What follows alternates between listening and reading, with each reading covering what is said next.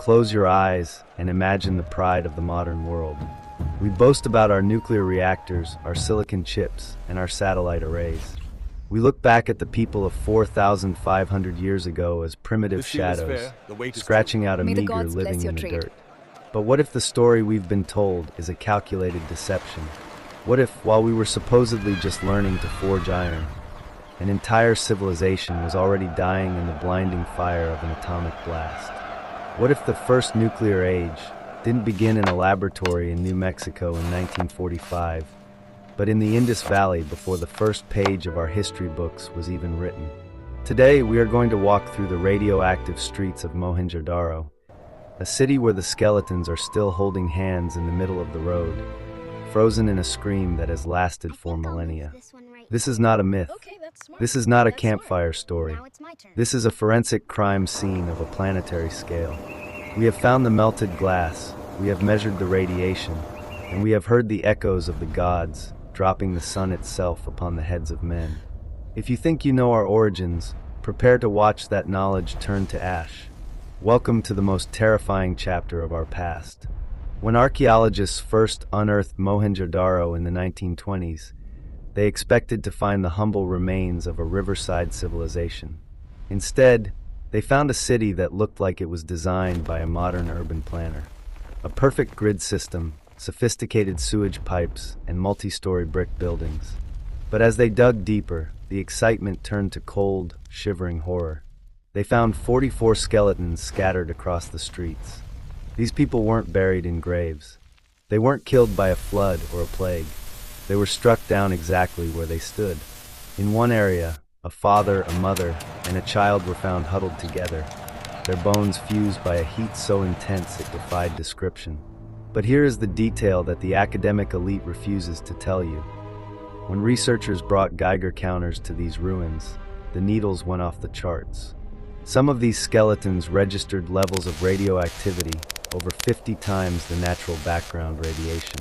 They were as hot as the victims found at the hypocenter of the Hiroshima blast. There are no signs of a struggle, no wounds from swords or spears. Just the silent, invisible killer of ionizing radiation. But the skeletons are only the beginning. At the center of the city, there is a forbidden zone, a patch of ground where the very earth has been transformed. Here, the stones, the pottery, and the clay bricks have undergone a process called vitrification. To turn solid rock and clay into green, translucent glass, you need temperatures exceeding 1,500 degrees Celsius. A standard house fire cannot do this. A forest fire cannot do this.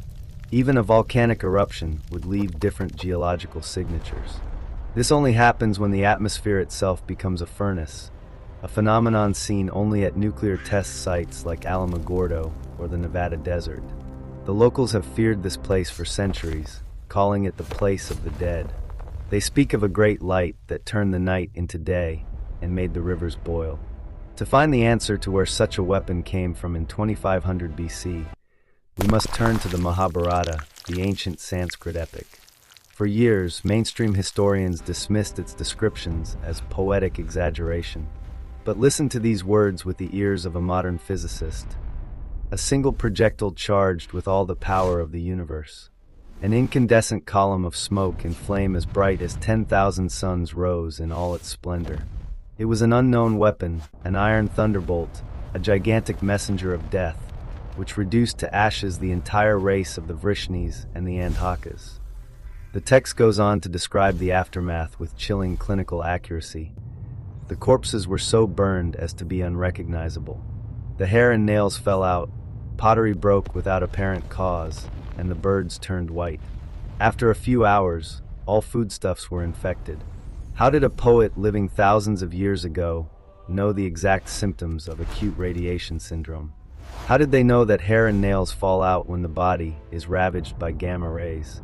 How did they know about the white birds, a phenomenon caused by the intense thermal flash blinding and bleaching the feathers of animals in flight?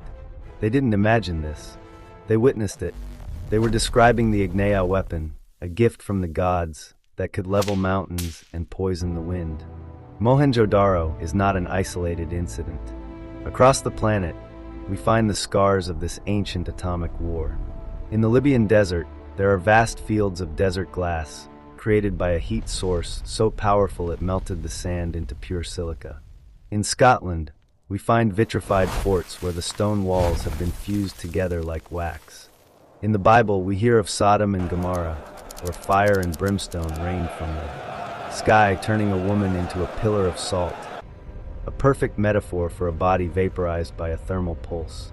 The theory of ancient aliens suggests that the Earth was once a chessboard for extraterrestrial factions. These gods did not fight with sticks and stones. They fought with plasma cannons, orbital strikes, and tactical nuclear warheads. Mohenjo-Daro may have been a casualty of a celestial war, a city caught in the crossfire of beings who viewed human life as nothing more than collateral damage. Or perhaps the humans of that era had grown too advanced, too rebellious, and their creators decided to wipe the slate clean, resetting human progress back to the Stone Age. Why does the establishment hide the radiation data of the Indus Valley? Because it destroys the myth of the primitive past. If we admit that nuclear technology existed 4,000 years ago, we have to admit that we are not the masters of our own destiny. We have to admit that there are beings far more powerful than us who can pull the plug on our civilization whenever they choose. The ruins of Mohenjo-Daro are a mirror. We see ourselves in their grid-patterned streets, and we see our potential future in their charred bones. We are currently playing with the same iron thunderbolt that turned the Indus Valley into a graveyard. We are walking the same path of technological arrogance without spiritual wisdom. The radioactive dust of the past is swirling around us, screaming a warning that we are too deaf to hear, that the gods are not just creators, they are the ultimate destroyers. We have reached the end of our journey through the ruins of the ancient world. From the impossible precision of the Egyptian pyramids to the singing stones of Stonehenge, from the sunken glass towers of Atlantis to the radioactive ash of Mohenjo-Daro, every road has led to the same shadowy figures. Every mystery has pointed to the same architects from above. It is time to stop dancing around the truth. It is time to ask the question that will shatter the foundations of every religion and every science on Earth. Were the gods actually aliens? In our next series, Part 3, Gods or Extraterrestrials, we will tear down the veil. We will analyze the DNA of the deities, investigate the flying vimanas of the Hindu texts as actual metallic craft, and look at the angels of the Bible through the lens of ancient astronaut theory. Get ready, because what you are about to see will change your reality forever. Our next episode dives deep into the sands of the Nile. Were the Egyptian gods actually aliens? The truth isn't a matter of faith anymore. It's a matter of evidence.